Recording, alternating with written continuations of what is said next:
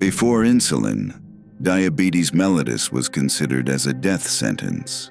A killer disease which diagnoses a child with means it is just a matter of time to die. The mortality rate neared 100%. The only way to delay the inevitable fate was a cruel starvation diet, limiting the amount of calories one could consume over time, prolonging life just long enough to watch it wither away. Children's whose did not die of diabetes, complications died of starvation by these diets. But in the darkest hour, a distant light flickered. A light has the name Frederick Banting and a secret hidden in the pancreas.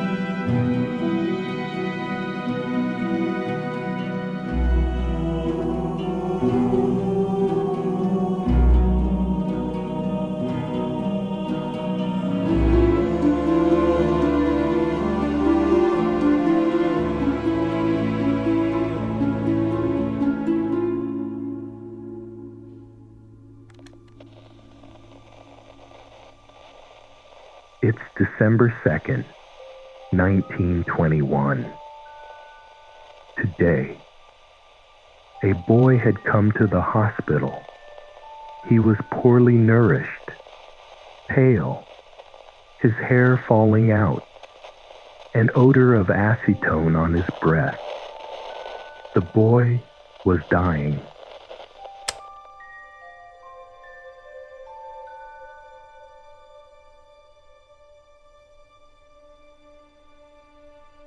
In December 2, 1921, a 14-year-old boy from Toronto called Leonard Thompson was admitted to Toronto General Hospital at the end stages of diabetes mellitus.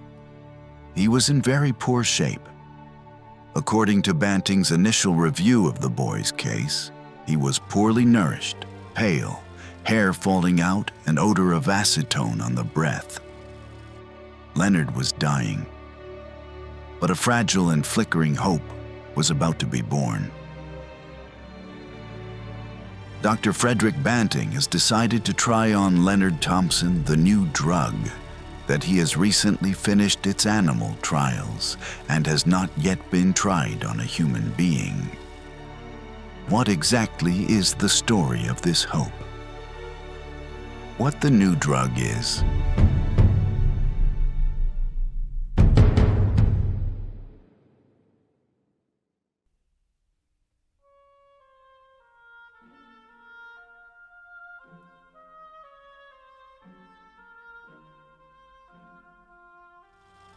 Before Banting's groundbreaking research, scientists had limited understanding of the pancreas's role in blood sugar regulation.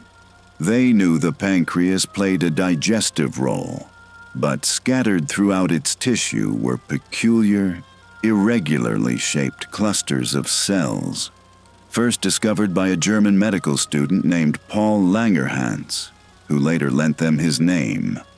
The islets of Langerhans. These cells appear distinct from the acinar cells, which secrete digestive enzymes, yet their function remained unknown. Over time, researchers began to suspect that these islets served a non-digestive purpose. By the early 20th century, emerging theories suggested that the islets of Langerhans played a role in blood sugar regulation, especially after clinical observations linked pancreatic damage to diabetes symptoms. However, the connection remained enigmatic. Despite repeated attempts, scientists consistently failed to extract an effective therapeutic substance from the pancreas, with no clear explanation for these failures. Years of trial and error yielded no progress, till Frederick Banting awoke with a revolutionary idea.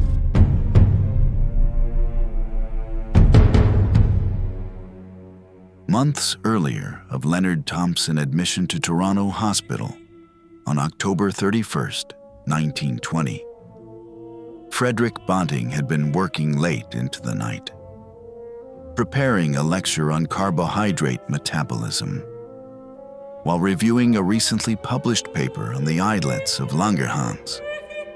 An idea began to take shape in his mind. After finishing his lecture notes, Banting went to bed. But at 2 a.m., he suddenly awoke with a revelation. What if digestive enzymes were destroying the mysterious substance within the pancreas?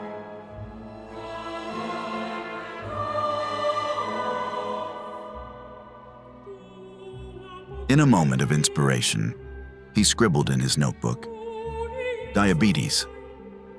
Ligate pancreatic ducts of dog. Keep dogs alive until acini, the enzyme-secreting cells, degenerate, leaving only the islets. Attempt to isolate their internal secretion to relieve glycosuria." Banting returned to the University of Toronto and approached Professor John MacLeod, a renowned physiologist, to supervise his summer research project. Now here's the basis of my idea.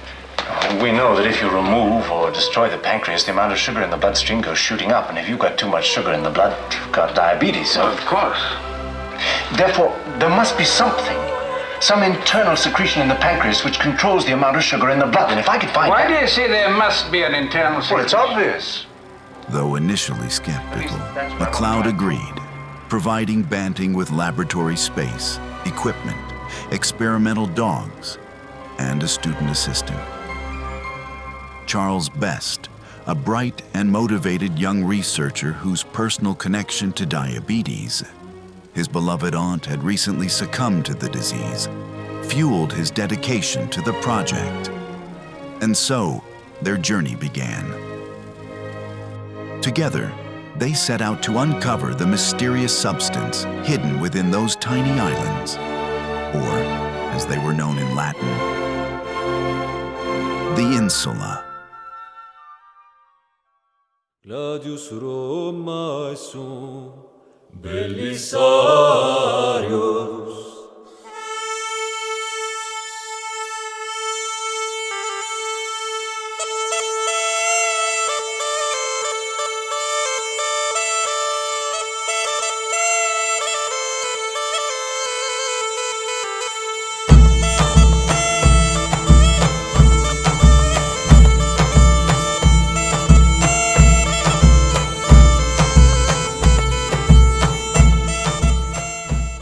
Although the steps of the experiment seem easy, ligating the pancreatic ducts in dogs, tying off the passage connecting the pancreas to the small intestine, caused the pancreatic acinar cell responsible for producing digestive enzymes to atrophy, leaving behind only the islets of Langerhans substance.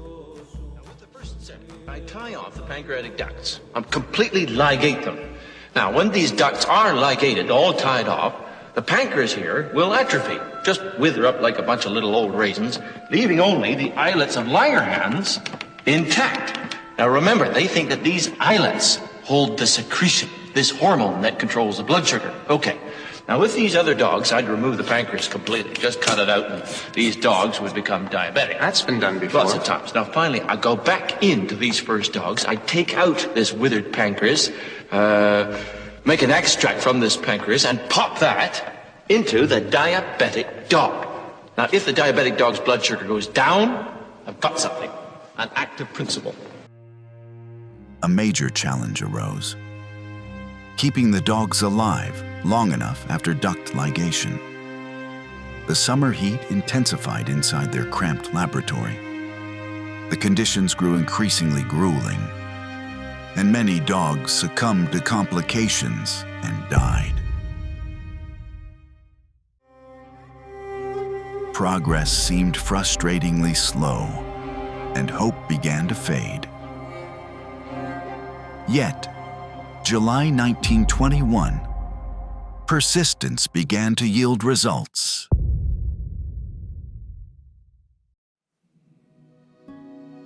After 2 grueling months of experimentation, Banting and Best achieved their first breakthrough. They had successfully prepared an extract from atrophied pancreatic tissue dissolved in saline solution. With trembling hands, they injected this crude preparation into a depancreatized dog, an animal that should have died from diabetes within days. Against all odds, the results were undeniable. The dog's dangerously high blood sugar levels dropped dramatically. With repeated injections, they kept the animal alive. 33. Proof that their pancreatic extract contained the life-saving substance. 29. 21. We've done it, Charlie. We've got it.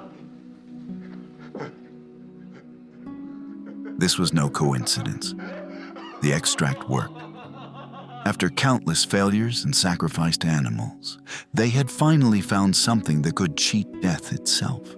The mysterious internal secretion of the pancreas had revealed its power.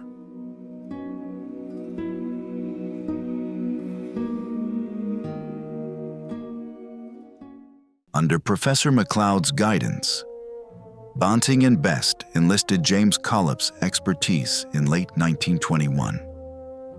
Collip, a skilled biochemist, played a pivotal role where others had failed, purifying a stable and biologically effective pancreatic extract.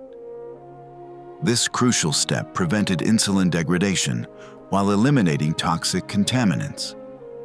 Thanks to Collip's refinements, the team successfully produced a pancreatic extract of unprecedented purity and potency, one viable for human trials. This marked the true birth of insulin.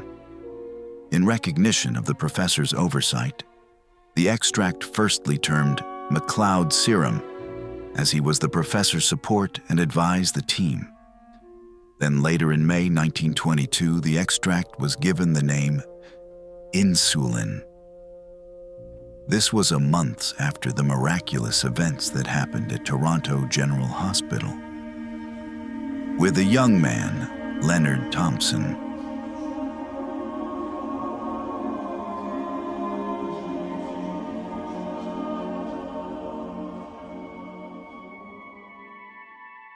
January 11th, 1922. The time had come. Marked a pivotal moment at Toronto General Hospital. Under Dr. Banting's supervision, the suffering Leonard became the first human to receive the experimental pancreatic extract, the world's first insulin injection. But triumph quickly turned to disappointment. The crude extract triggered severe allergic reactions and injection site inflammation.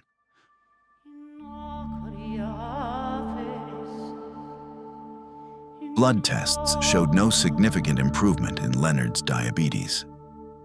Banting recorded in his notes, no clinical benefit was evidenced. The trial appeared to be a devastating failure, threatening to extinguish their fragile hope. The extract within the initial injection were not as concentrated as needed. But the team did not stop. They returned to their labs. Banting and Best continued their research, while Dr. James Collip refined the extract to make the injections more concentrated.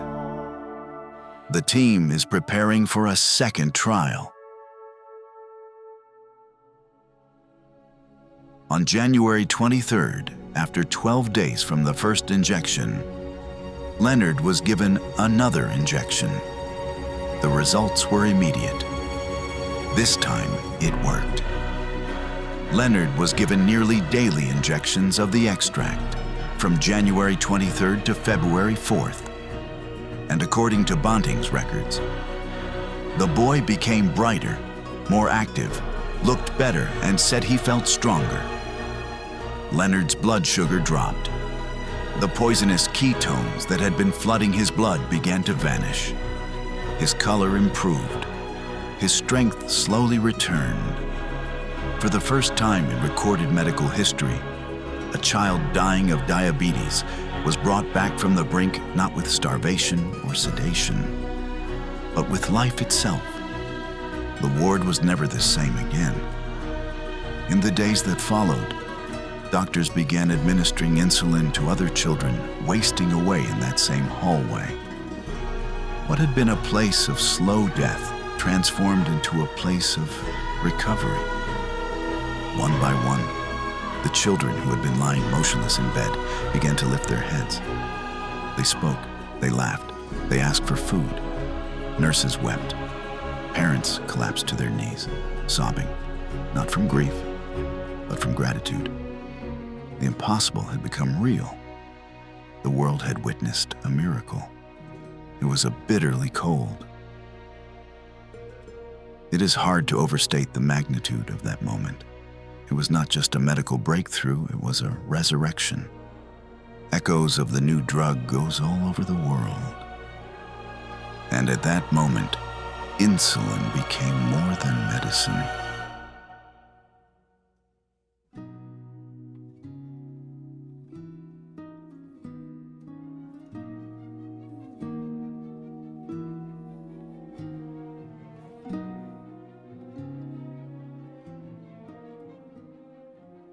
Enter George H.A. Clowes, research director at Eli Lilly and Company, a man who recognized not only the scientific significance of insulin, but the moral imperative to act.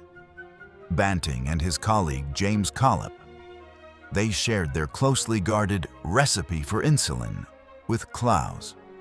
By early 1923, the tide had turned. Insulin was no longer a fragile laboratory marvel. It was a scalable, manufacturable, life-saving drug. In just 1 year, insulin had journeyed from a guarded scientific secret to a global commodity, a miracle now within reach of patients across continents. What began as a flicker of hope in a small Toronto lab became one of the greatest medical success stories of the 20th century.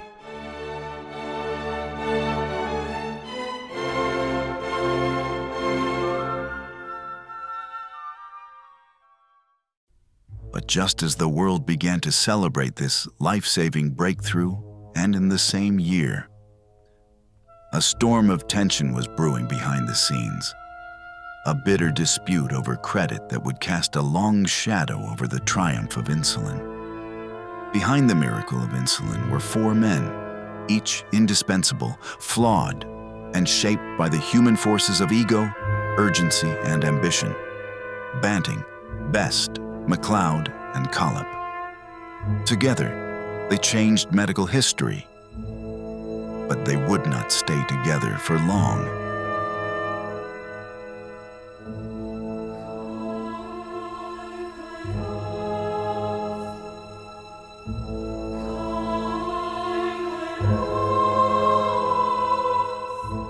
The official announcement came in October 1923. And here is where the fracture was. The Nobel Prize in Physiology or Medicine would be awarded jointly to Frederick Banting and J.J.R. MacLeod for the discovery of insulin. To the world, it was a moment of triumph. To Banting, it was betrayal. He had fought for every inch of the insulin discovery through sleepless nights, animal surgeries, and failed experiments. In his eyes, MacLeod had done little but supervise. Worse, Charles Best, the young man at his side, every hour of that transformative summer had been left out entirely. The question was this: who deserved real credit? Was it Frederick Banting, who conceived the idea of isolating pancreatic extracts, but lacked expertise in biochemistry? Or John MacLeod, who supervised Banting and Best, provided them with the necessary laboratory space and equipment? Though he initially doubted Banting's approach. Or Charles Best, who assisted Banting in the early experiments and masterminded the practical details? What about James Collett, who played an integral role in developing a method to purify a safe and stable insulin extract?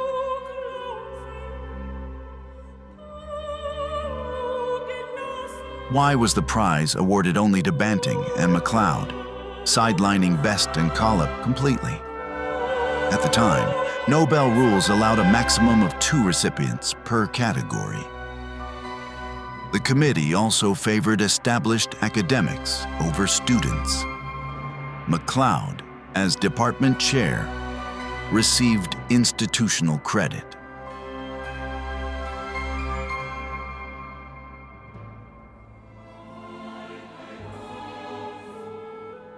Banting was so incensed that he publicly announced that he would share half of his Nobel Prize money with Best.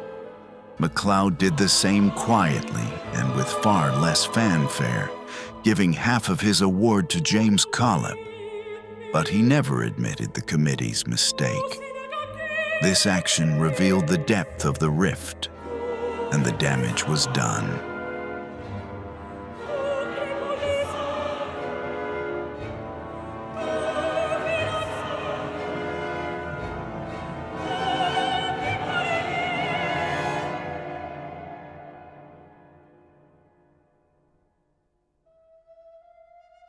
Science may not always be fair, but history will remember the truth.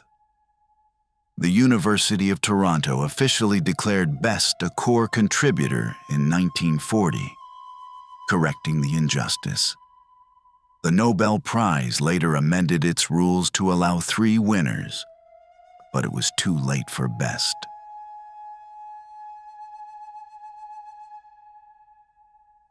Insulin saved lives, but for its discoverers, it left a trail of fractured friendships and uneasy legacies.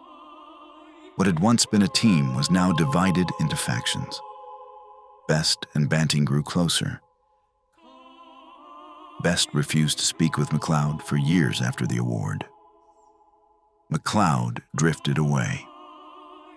Collett returned to biochemistry, disillusioned by the infighting. The Nobel Prize had recognized a discovery, but it also drew a line. Soon after, Eli Lilly and other companies around the world started manufacturing large-scale amounts of insulin. In 1936, slow-releasing versions of insulin were developed with longer half-lives. Initially, insulin was made from the pancreases of cattle and pigs, but in 1978, human genetically engineered insulin produced from Escherichia coli bacteria was developed and is still used today.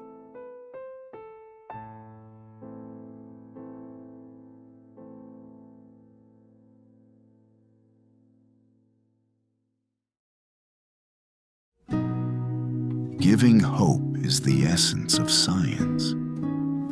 An answer to humanity's cries, a cure for its pain, a chance to live, healthy, peaceful, alive. Insulin saved millions, yet the story of its discovery reminds us, science does not always reward justly. Glory is a fickle thing. But beyond the forgotten names, the overlooked struggles, one truth remains: science is our greatest weapon in the battle for survival. It is the light that outshines despair, the miracle that turns death into another sunrise. This was the story of insulin, the drug that defied death. And as long as we dare to question, to fight, to discover, there will always be another miracle waiting to be born.